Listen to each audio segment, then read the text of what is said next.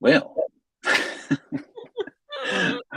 welcome to another Workshop Wednesday on a bitterly cold, not for you, but for Well, me in the Pacific Northwest. it's cold here too. It's a little Oh windy. yeah, Got a hurricane coming. It's always drama. yeah. So welcome to another Workshop Wednesday, brought to you by schoolbookkeeping.com.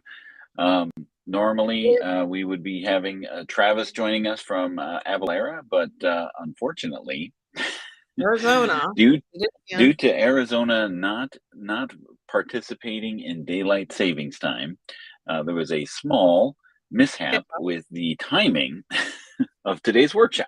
Whoops. And neither of us are in Arizona, so it's it's even more confusing. Like, how did Arizona get into the mix here? So, the person that's doing the scheduling is in Arizona. So, last week he scheduled it for 10 p.m. or 10 a.m. Yeah, Excuse me, 10 a.m. 10 a.m.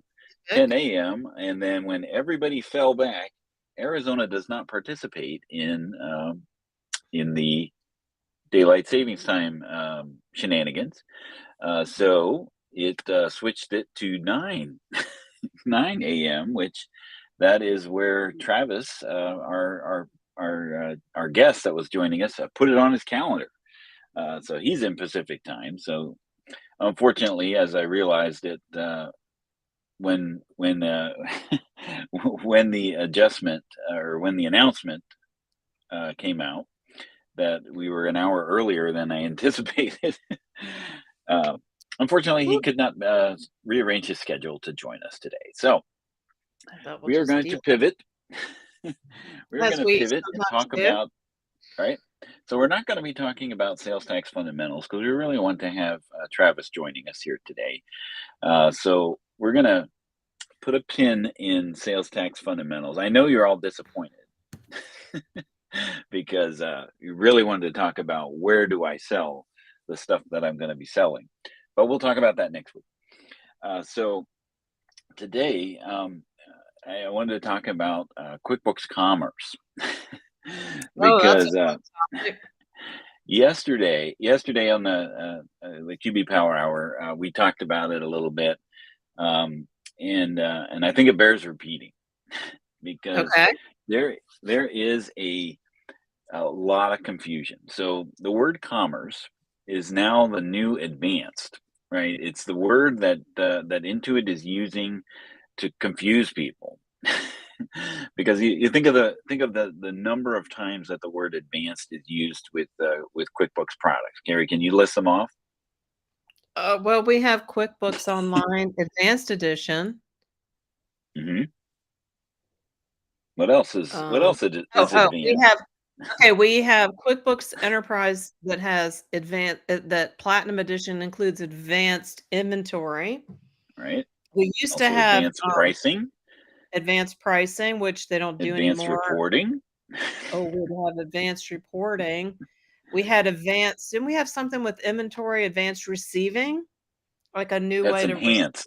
receive That's enhanced, advanced, enhanced. enhanced. They sound the same, Dan. We have They enhanced payroll. Is there an advanced It's an well, advanced maybe certification for pro advisors too. So you oh, got so so that's the new that's what I'm getting at is that that word is synonymous with so many different things. Um, so now enter into the mix.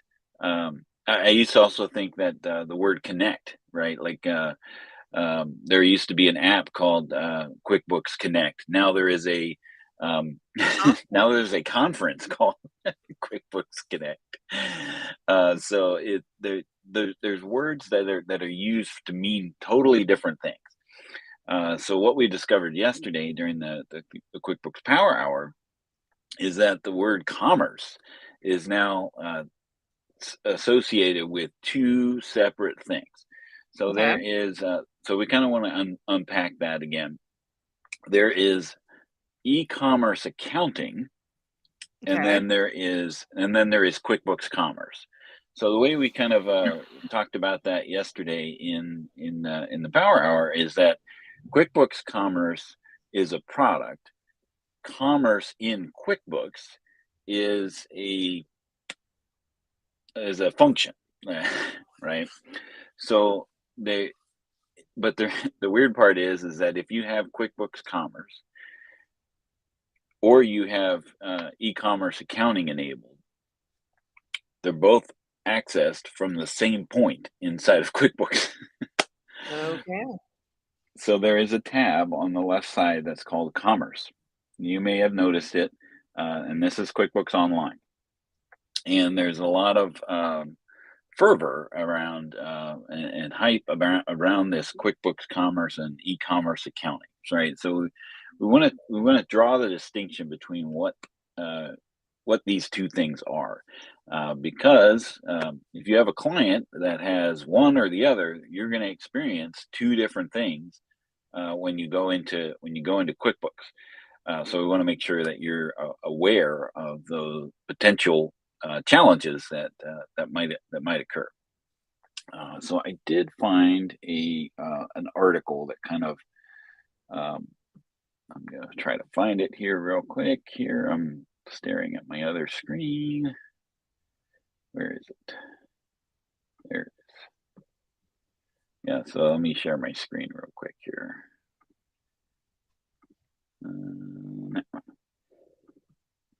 Yeah, this was the slide that I showed yesterday.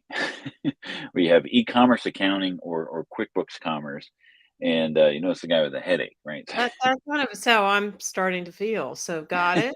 Right. All right. So let me go ahead and whoops, I wanted to open this here. One second. A tale of two acquisitions. Oh. Yes. So just the idea here is that one Intuit in true Intuit fashion, they purchased software or acquired companies for their technology, which is typically what happens, and then they start to incorporate them into their product. So one SaaS was acquired before Trade Gecko, but they both do similar things but differently. So Trade Gecko is more of an inventory management, but it downloads or it integrates with e-commerce shopping sites, Amazon, eBay, Shopify, those types of things. One SaaS is a bridge or a connector, meaning that it just wants to get your sales into QuickBooks. Okay. So they acquired both of these companies at separate times, and with the intention of you know putting it into the fold of QuickBooks Online. Um, so that is what we're dealing with here when we talk about QuickBooks Commerce, because what happened, uh, Trade Gecko was rebranded to QuickBooks Commerce, right? So uh, one SaaS became QuickBooks Connector, or the e-commerce connector. So if you go to the App Center, here, I'll show you apps.intuit.com. Whoops, which I misspelled it. Oh my goodness, what did I do? Ay, ay, ay. All right, so we go to the App Center and just search for the word connector. So this WooCommerce connector by Intuit is actually this one SaaS Oh, okay. SaaS app, right? The pricing is very affordable. It's free, right? So, Free for all but it's editions or for the advanced? all editions. Yes, Okay. all editions, all editions, all time, Okay. right? Because they acquired this company with the idea that this will be be able to bring in your sales. So they have a connector for Etsy. They have a connector for BigCommerce. They have a connector for Squarespace. So they FreshBooks, Equid, OpenCart, Magento. So all of these connector apps are just this one SaaS Okay. bridge, right? So you'll notice what's missing here is Amazon, eBay, and Shopify, right? Mm. If I load more, they still won't show up, right? But anything that says here automatically sync e-commerce sales and it's whatever it is by Intuit, that is the one SaaS, right? So when you go into QBO, I'll just go in there, but we're just gonna I'm gonna give this as a resource here. So comparing QuickBooks Commerce and e-commerce accounting, right? So we have two options here, and so the QuickBooks Commerce is the formerly the Trade Gecko option here, and then e-commerce accounting is the one SaaS or the QuickBooks connector apps, right? So it's just important to understand which is which, right? Because the word commerce is going to be connected to both of those, right? So it's going to be tied to QuickBooks Commerce or e-commerce account. So one thing to for example, since we're supposed to be talking with Travis about sales tax, so in QuickBooks Commerce, sales tax is included in invoices and downloaded to QuickBooks Online. In e-commerce accounting, bill to or ship to addresses aren't included on the orders, and as we talked about Nexus with Travis, so sales tax can't be calculated inside of QBO. Only the sales tax payment amount is brought in, so you have to manually reconcile these amounts. So just with sales tax, there's a big difference between what can actually happen with your sales. So it's just real important to understand the distinction between the two. I'm gonna put this article as a resource in the workshop comments here. So that should go out to everyone who happens to be watching us today and later. If you're seeing us later, you can certainly check that out. Another issue is supporting multi-currencies. QuickBooks Commerce will handle multi-currencies. E-commerce accounting does not. So let me go into QuickBooks. All right. And I do have a client that I tested it out with regards to, he sells on Shopify and Amazon. So I'm like, oh, okay, well, you can connect Amazon and eBay and Shopify to in the commerce section here. So I'm gonna throw this up here. Turn on the privacy so nobody sees what's going on. You've got this commerce over here, right? So when you go in there, you have three tabs: the overview or layouts. So we connected his Shopify to the commerce, and you can see that there are sales that are downloaded in here, and then subsequently, when there is a payout, they will show as payouts in here. So in general, commerce is the commerce tab is where these things are going to be built out and added to. Because right now you only have Amazon, eBay, and Shopify that you can bring in this way. So, and it's not designed to, track your inventory or things of that nature. So, when you're using the integration here, ultimately where this will go, right? Like if I was looking at this Amazon payout, which is actually a negative amount because he didn't have any Amazon sales, he just had the subscription cost for the luxury of listing on Amazon. If I go into to review them, then what it actually will take me to is app transactions that's in the bank fee.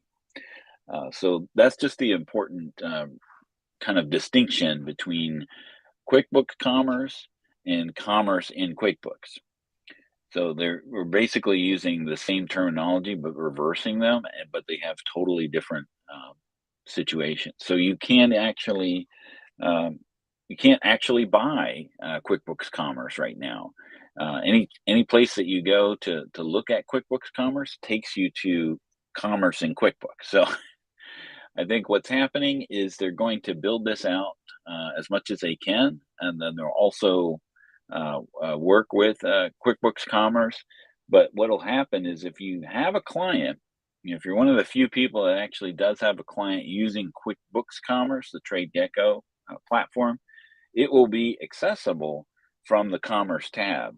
You're going to have an either or option. So if that's not confusing enough, Carrie, what is? Are you flabbergasted by by these shenanigans? My head is go back to that slide, that's me. Oh, okay. Yeah, this is That's Carrie me here. right there. Okay.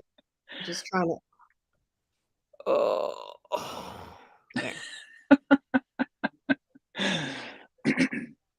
That's me. So, so hopefully this article will at least kind of draw some of the distinctions between the two. Um, But I'm what's going the point? Is they want it to be more like a WebGility kinda thing or WebGility Lite, that idea that it's connecting and keeping it but It's not track sales? it's kind of what it reminds me of is the Square connection, right? So if you have actually I do have a client that has the Square connector in it, the nonprofit that I'm writing for in the Tour de Tucson Oops, hit uses the privacy button. uses Square.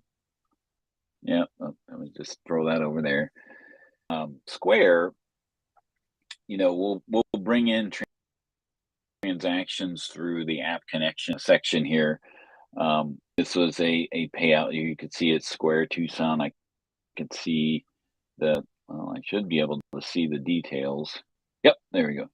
So two different sales and donations. They sold a water bottle, and then donation. So I mean, it does allow you to bring in some specifics about the sale, but it only brings it in when the deposit is made.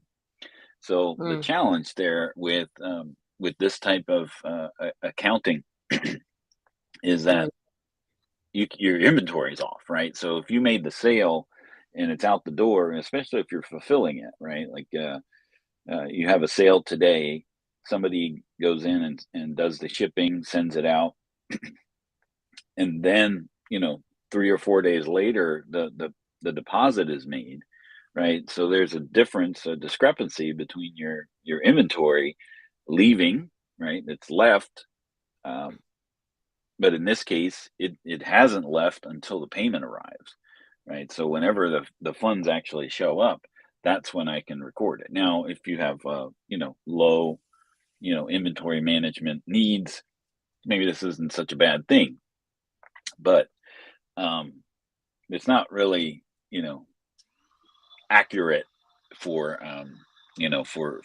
for high volume sellers. That they need to know their inventory levels at any given time. same. Carrie, your face just like, I don't know what to say about that. No, it's very important to get this kind of accounting straight because everyone's, you know, selling online and taking advantage of websites, and you gotta track all that stuff. You can't avoid Yeah, it. just know what you're getting into. When you don't buy into all the marketing, like, oh, it'll go in seamlessly, No, right? that's what we're, paying for something, you Hmm. get the old adage, "You get what you pay for." Right, If you get a more feature-rich app to connect, you right. may get the Yeah. benefits of So instead of I this is went. your I just fee. well, I just went to Commerce in the company that has Square connected, right? So just so you can see, when you go and click on connect a sales channel, there's your three Right. connectors there. Um, and it even says down here, it might not have all the features, but let's make sure it's a good fit. And it tells you right there, you only sell in the United States and get paid in US dollars. So Okay. if you're selling internationally, don't use this. You don't track inventory in QuickBooks, right? Because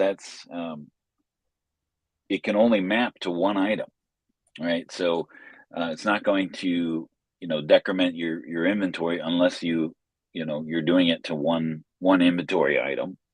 And you don't use third party payment processors like PayPal, Affirm, or Authorize.net.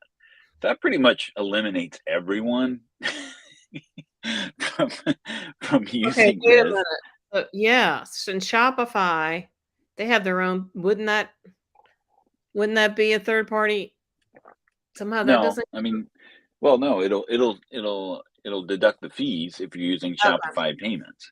But if Okay, you so it's add, okay if you're using PayPal, paid by yeah, you, Amazon, getting paid by eBay or Shopify, they have that working, but a lot of mhm, people are also using PayPal, Authorize.net, and whatever that in the middle, right. which is Like this client, for example, in addition to accepting payments through Shopify payments, he's also offering, the PayPal as an option, as well as Sezzle, which is one of those buy now, pay in four equally oh, installments, right? So yeah. that's a payment option. So that payment doesn't come through this process because it's a third party payment processor. Hmm. So just bear that in mind when you're thinking about connecting this through commerce. Um, Now, if you do have, the traditional trade gecko, let me just give you a screenshot of what that looks like, just so that where is it here? Where'd it go? There it is. So this is what Trade Gecko looks like, but it's now called QuickBooks Commerce. But look at all the things that you should be able to do that Mhm. you can't do. Get price lists, your order management, shipping, warehouse management, wholesaling, back ordering. That's none of that is going to be handled through e-commerce accounting. Um, but if you do have QuickBooks Commerce, you will be able to access it through the Commerce tab. It'll just be connected to your QuickBooks Online, and then it'll open up another tab inside of QuickBooks Commerce. So you could So be grandfathered in, basically? yes, Okay. yeah, But if you because didn't there know were, about it, you weren't signed up for it, you can't go, "Hey, can I join the party today?" right, That's not okay. yeah, you can't not yet, right? Like, so I don't know what the plans are for it later. But as of today, uh, if you tried to search for, let's just do that, like QuickBooks Commerce.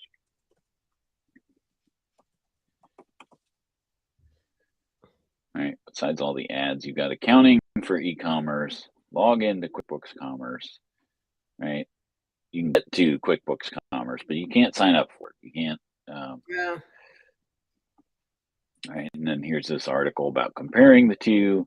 And I go to accounting, and then this just takes me to, the Intuit website about here's our three, right? Our Shopify, eBay, and Amazon, and then how to sign up for QuickBooks so that you get it. Now you do get